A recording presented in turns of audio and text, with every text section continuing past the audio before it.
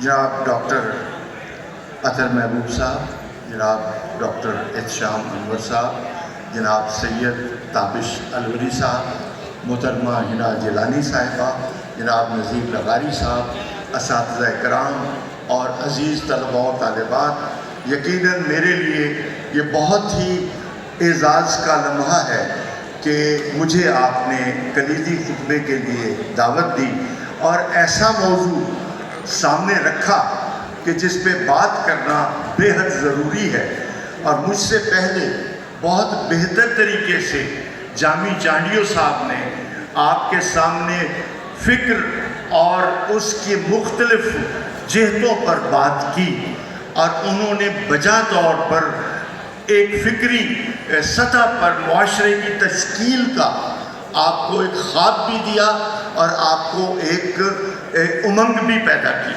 تو میں ان کا مشکور ہوں کہ بہت ساری باتیں جامی چانڈیو صاحب نے جو مشکل باتیں تھیں ان کو بہت آسان طریقے سے آپ کے سامنے رکھ دیا۔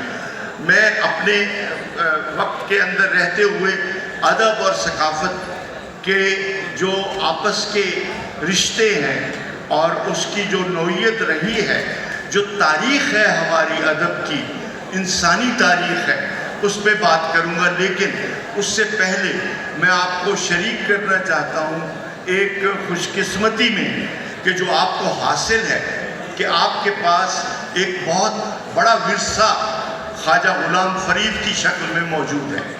اس ورثے کی امانت آپ کے پاس ہے۔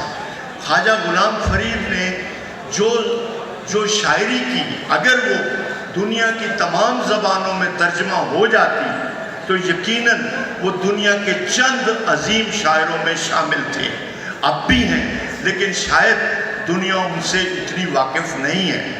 خواجہ صاحب کی زبان میں ہندوستان کی تمام زبانوں کا رس شامل تھا اور وہ نمائندگی کرتی تھی پورے ہندوستان کی وراثت کی۔ تو یہ ایک امتیاز آپ کو اس خطے میں حاصل ہے۔ میں چند باتیں آپ کے گوش گزار کرنا چاہوں گا۔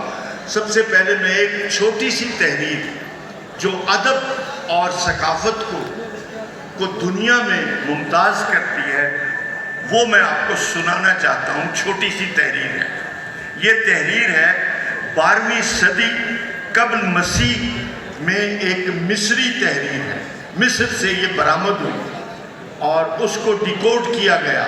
وہ تحریر یہ ہے: وہ اہل قلم دیوتاؤں کے بعد پیدا ہوئے، آئندہ کی باتیں بتا دیتے تھے۔ یہ جملہ بہت امپورٹنٹ ہے، آئندہ کی باتیں بتا دیتے تھے۔ انہوں نے اپنے لیے احرام نہیں بنائے، نہ اس قابل ہوئے کہ اپنی اولاد کے لیے دولت چھوڑ جاتے، لیکن ان کی وارث ان کی تحریریں تھیں جس میں دانائی کی باتیں لکھی تھیں۔ وہ اپنی لوحوں اور نرسل کی کلموں کو اپنی اولاد اور بیوی سے زیادہ پیار کرتے تھے۔ گو وہ اب زندہ نہیں ہیں، لیکن ان کی تحریریں لوگ اب بھی یاد رکھتے ہیں۔ بس یاد رکھو تمہیں بھی تحریر کا علم حاصل کرنا ہوگا، کیونکہ کتاب عالی شان مقبرے سے زیادہ اثر رکھتی ہے۔ بہت اہم بات کہ کتاب عالی شان مقبرے سے زیادہ اثر رکھتی ہے۔